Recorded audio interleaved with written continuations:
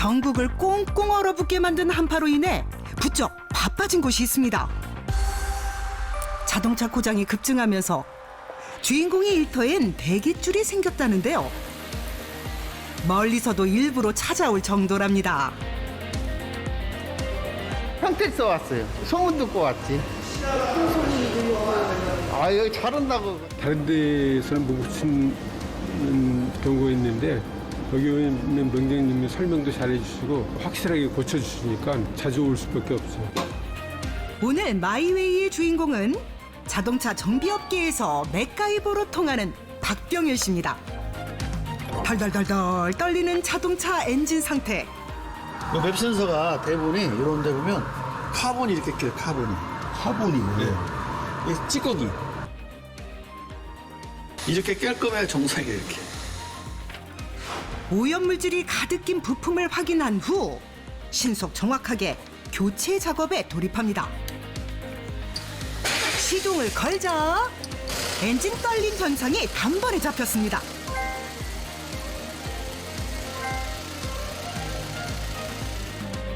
지금 실력은 하루아침에 쌓인 게 아닙니다. 잠자는 것은 이런 숙소가 아니라 폐차된 버스 있잖아요.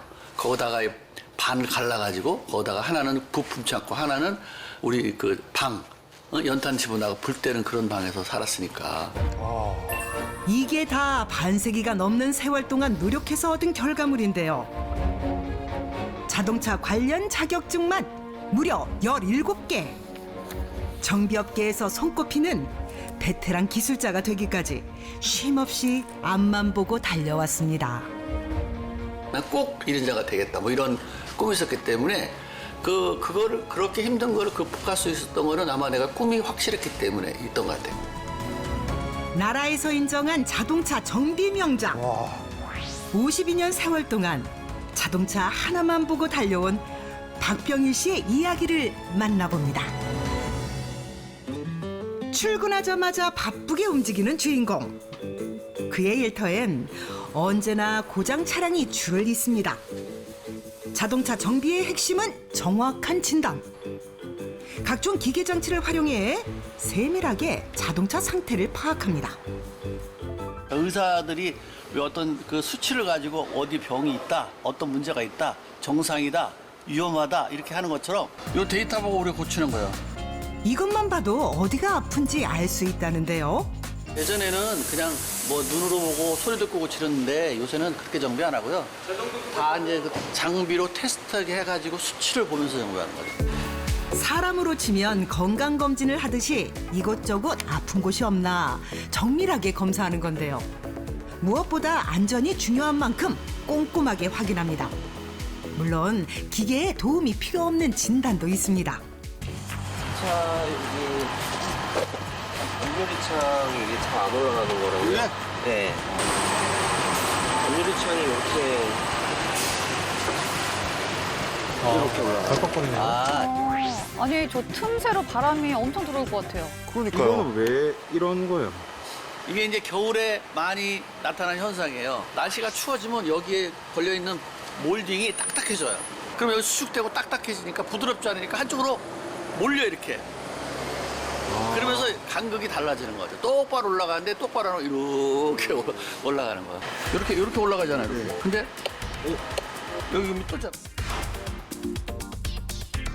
이렇다고 교환하기 너무 낭비고 일단은 좀 수고스럽지만 뜯어서 내일을 조정해보고 네네. 그래도 안 되면 그때는 이제 교환해도 되는 거죠. 다른 데 맡겨봤을 때는 뭐를 이렇게 해봐야 안다고 하시는데 명장님은 딱 제가 설명을 들으면 이건 뭐야, 이걸 바로바로 아시니까 저도 뭐 그냥 당연히 일로 오게 되죠.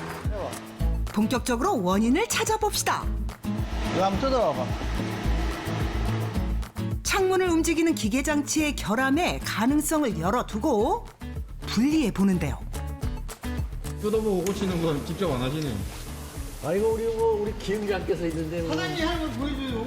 아니야 됐어. 그건 아저씨가 하세요. 원인을 찾으면 그거를 교체하거나 이거는 사실은 뭐 단순한 거잖아요. 근데 어디가 많은 것 중에 어디가 문제가 있어서 이런 현상이 있나 이 진단하는 게 정말 기술이죠. 작동을 해봐야지. 그대로 있는 게 아니라 움직이는 거. 그걸 볶이잖아, 그치? 걸리잖아요, 그거. 예, 걸려. 걸리는 부분에 윤활제를 뿌리자 부드럽게 올라갑니다. 됐다. 진단과 처방이 확실하니 결과가 만족스러운 건 당연지사입니다. 완치됐으니까 이제 퇴원해도 되겠어요. 오케이. 이번에 들어온 차량은 문제가 꽤 심각한 모양입니다. 어제 저녁에 퇴근하려고 키를 돌렸는데 어떤 스타트 해주더니 이상하는 거예요. 2000년식이요. 아이고. 예, 애정 많아요. 예, 저희 아내보다 더 오래됐어요. 2000년식이면 23년 된 차잖아요. 아유, 오래 타셨네요. 네. 아니 딱 봐도 상태가 조금. 이거는 좀 심각하다. 저 고쳐질지 모르겠네요. 부식이 많이 됐어요. 네. 자, 주인공이 나설 차례입니다. 일단 차에 올라타 시동을 걸어보는데요. 봤어요? 딸깍딸깍. 이 소리만 나잖아. 돌리면 엔진이 왱왱왱 돌아가는데 이렇게 안 돌아가잖아요. 그래서 기동 못할 문제 있다고 보는 거지. 또 다른 문제는 없는지 불을 켜고 자세히 들여다봅니다. 요 뿔인데 여기가 유격이 있어. 딱 보면. 엔진을 움직이는 장치에 문제 발견. 여기는 기동 모터, 그다음에 여기 분리. 이 차는 2개 갈면 될 거야.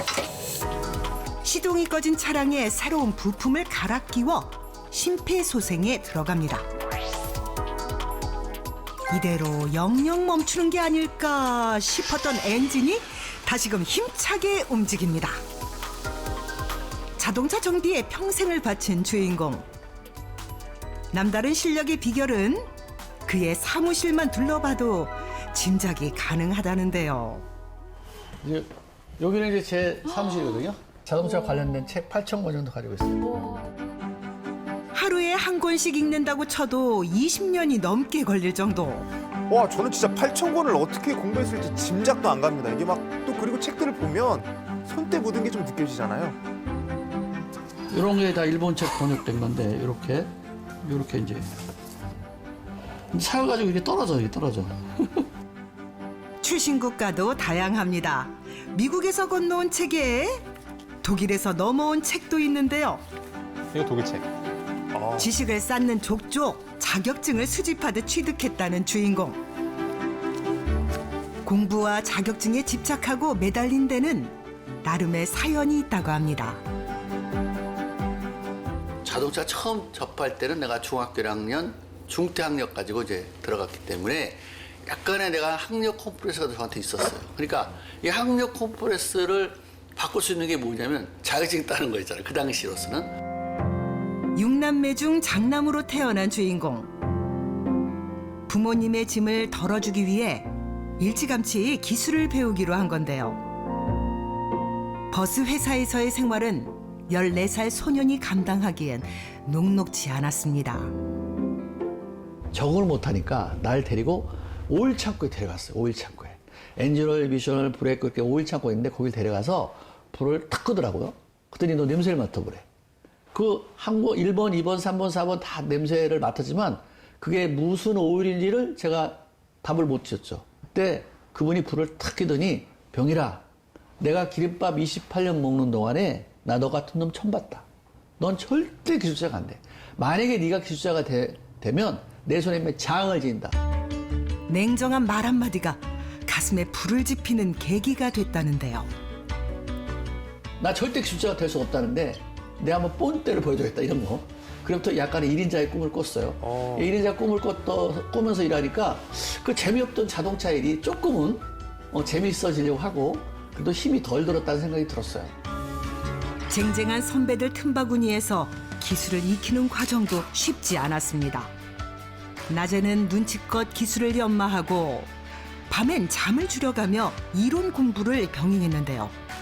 복잡한 계산식에 한자가 섞인 교재를 붙들고 하얗게 밤을 지새운 날도 많았답니다. 이거 다 반응하면 반응한 것인데 이게 무슨 소리야? 그러면 이걸 다 여기다 토를 달았어. 무슨 뭐다 이렇게. 최대 많은 시간을 들여서 한 문제 푸는 건 8시간. 한 문제를 8시간 푸는 적 있어. 시험 공부가 앞두면 한 3시간? 4시간 잡고 그때는 또 목표가 있고 젊으니까 뭐 한두 시간 자도. 끈기 하나만큼은 자신 있었던 주인공. 악착같이 노력한 끝에 직장 생활 10여 년 만에 자신만의 공업사를 차리게 됐는데요. 하늘이 돕는다는 게 이런 걸까요? 때마침 우리나라에 전자제어 엔진이 처음 등장했는데요. 남들보다 한 발 앞서 빨리 공부를 했던 게 신의 한 수가 됐습니다. 제물포에 명진전자학원이 있었어요. 라디오 고치고 TV 고치고 비디오 고칠 그 시절에 그걸 고치는 과정 6개월 과정이 있었어요. 제가 야간 과정에 제가 들어갔어요. 그래서 고등학생들하고 일반화 전자를 배웠어요. 뭐 저항부터 TR부터 이걸 배우고. 주인공이 전자 공부를 시작한 지 3년이 됐을 무렵 전자제어 엔진을 단 차들이 쏟아져 나온 건데요. 차량에 문제가 생겨도 고칠 수 있는 사람은 극소수였으니 하루가 다르게 이름값이 높아졌습니다. 그 고급차들 문제 있는 것들은 거기 공장에 못 고치니까 다 우리 카센터로 왔거든요. 내가 다 고쳐줬거든. 그러면 그때는 돈도 꽤 버셨겠네요. 지금도 작은 돈은 아닌데 그 당시에 제가 80 몇 년도에 하루 나가면 순수이익이 200에서 차 200에서 500씩 벌었어요. 그 당시는 이 차 이거 고치는 건 나밖에 없으니까 그냥 일을 쫙 밀려놓고 하면서 늦게까지 막 밤 2시 막 3시까지도 일했어요. 그냥 돈 들어오는 거죠. 부와 명성을 동시에 쌓으며 꿈 같은 시간을 보냈는데요. 내리막길을 걷게 된 건 한순간이었습니다. 사업 확장을 할 무렵 판매 목적으로 정비 공구 세트를 10만 개나 찍어냈는데 이게 실패하면서 큰 빚을 지게 됐습니다. 돈 빌렸던 거, 은행 빌렸던 거 너 갚아야 되지. 그게 대략 한 얼마 정도 돼요? 그때가 92년도인데 그때 한 7억 정도였죠. 92년에요. 당시 이 동네 아파트 열채 금액이 고스란히 빚이 됐습니다. 제가 그 당시 19층에 살았는데 딱 쳐다봤는데 안개가 쫙 끼니까 너무 힘드니까 19층에서 너무 힘드니까 확 내려가 버릴까 이 생각도 있었던 적도 있어요. 어떻게 그러면 극복을 하셨어요? 내가 여기서 만약에 포기하면 내가 지는 거지. 내가 여태까지 살아온 인생이 있는데 야 이거 조금 힘들다고 내가 이거 포기한다는 건 말이 안 된다. 다시 이제 심사숙고하고 다시 시작한 거죠. 동아줄을 붙드는 심정으로 기술을 파고들었습니다. 남들이 공부하지 않는 분야까지 범위를 넓힌 건데요. 이제 이런 책, 우리나라 책뿐만 아니라 독일이나 이런 책들을 보게 되면 이 우리나라 책이 이게 없어. 근데 이 다른 나라 외국 서적 같은 데 보면 온도가 다 나와. 여기서부터 여기 온도, 여기 온도 다. 일본, 미국, 뭐 중국도 가고 그렇죠? 이런 데 다니면서 이태리 이런 데 다니면서 그런 책들이 딱 가서 보면 이렇게 다 잘 나왔잖아요. 그러면 이 책 구해오는 거야. 이제 또 다시 마음 가다듬고 더 깊은 공부를 해서 기술을 더 업그레이드 해야 될 거 아니에요. 선진 기술을 배우기 위해 틈나는 대로 해외 연수에 다녔습니다. 외국어로 된 책들은 번역 의뢰까지 해가며 공부한 결과 기술자 최고 명예인 명장 타이틀을 거머쥔 주인공. 이 자리에 오르기까지 참 오랜 시간이 걸렸습니다. 그래서 내가 그때 느끼는 게 뭐였냐면 행복함을 느꼈어요. 그래도 자동차 업계에서는 누가가 봐도 인정받고 있는 거잖아요. 지금도 그의 밤은 낮보다 뜨겁습니다. 업장문을 닫은 후에도 손에서 책을 놓지 않는데요. 이렇게 공부하는 게 이젠 습관이 됐습니다. 하이브리드 전기자동차, 그다음에 이거는 인공지능, 자율주행차 이렇게 있는 거고요. 자동차는 계속 6개월 단위로 진화하는 거예요. 내가 공부를 어느 정도 끝나서 이 정도면 됐지 했는데 또 새로운 차가 나오고 또 새로운 시스템이 나오고 계속 공부 안 하면 안 되는 거죠, 사실은. 최근엔 개인 방송을 통해 자동차와 관련된 다양한 정보를 대방출하고 있는데요. 고정 팬들도 꽤 많답니다. 공구 소리로 아침을 열고 책갈피 넘기는 소리로 밤을 닫는 그의 하루가 저물어 갑니다.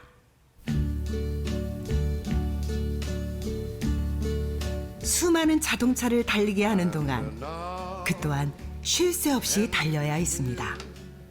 반세기가 넘는 세월 동안 자동차 정비 기술자로서 이루고 싶은 목표는 다 이뤘다는데요. 황혼의 나이에 새로운 목표를 세웠다는 주인공.